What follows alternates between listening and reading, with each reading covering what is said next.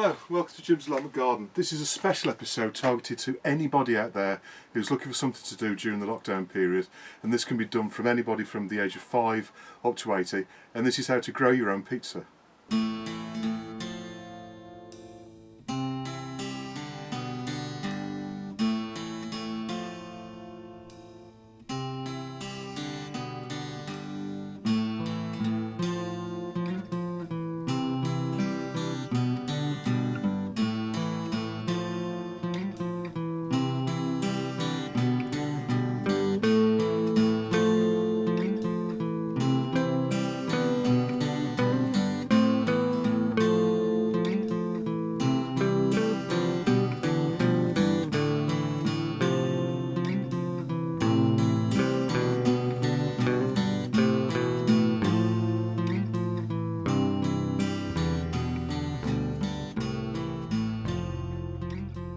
Okay, so how to grow your own pizza. On pizza there's two main ingredients, which is the tomato and basil. Obviously you have the cheese in the base as well, but you can obviously buy the things to to make that yourself.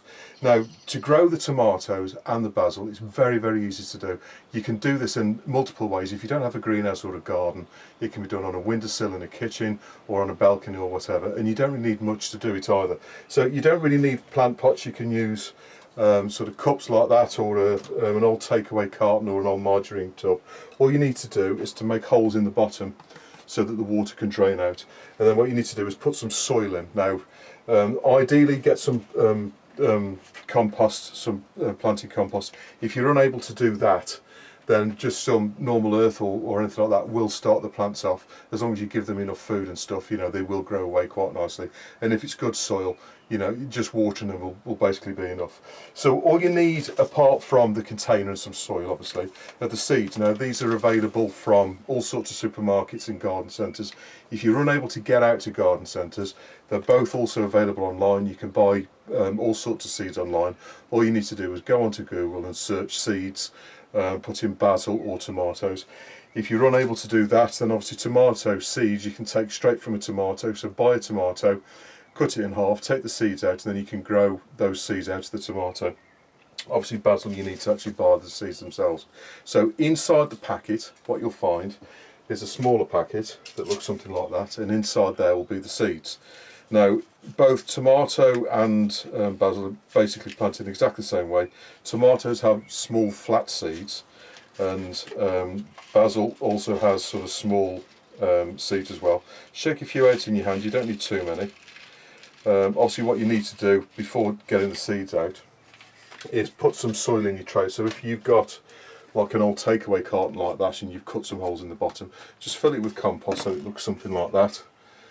Yeah, and then you can just put the seeds in the top, and then all you need to do is basically bury them in about sort of 1/4 of an inch or 5 millimeters of soil. So all you need to do is sprinkle them on. I'm just sprinkling them on top of the pot, so I'm going to grow these in straight into a pot like that. Likewise with the other one. All I'm going to do is just sprinkle them onto the top like that. Then as soon as you've got the seeds sprinkled around on the top, all you need to do is get a little bit more compost like that, and then sprinkle that onto the top of the pot. So they're just about covered. All you need to do is cover the seeds. You don't need to be too precise about this. Pat it down, and the reason you're patting it down is so that the soil is in contact with the seed. Then as soon as you've done that, then you can give it some water. Don't give it too much water until they start to grow, and then as soon as the plants start to grow, then you can start to give them a little bit more water. As I say, put it on the windowsill if you don't have a garden yourself. Let it get a bit of sun, keep it nice and warm, and then before you know it, the small plants will start to grow like this. So that's a basil plant, as you can see, little seedlings start to grow, and then before you know, the plant will be sort of 6 to 9 inches high, and at that point you can start picking the leaves off and making your own pizza. The tomato plants are planted in exactly the same way, but you'll have little tomato plants like that growing. It'll typically take about 1 to 2 weeks for the seedlings to start to grow. With tomatoes, what you need to do is, if you've grown them in a small pot like that, what you need to do is transplant them into a larger pot, something like that, with some compost in obviously, and then one plant per pot like that, and then the plant will grow dependent on the variety of tomatoes you've got, will typically grow about 3 or 4 foot high, which will be, you know, easily grown in a window. Just keep it watered, and then you can, the flowers will form, and of course the tomatoes will form where the flowers are, and then you can pick the tomatoes to make your pizza. If you don't have pots, there's nothing wrong with getting an old pot bottle, cutting the top off it, obviously making a hole in the bottom so the water can drain away, but very carefully with a pair of scissors just cut round, take the top off the bottle, and then you can fill that with compost and put your plants in there, and they will grow quite happily in there just as they would do in a pot.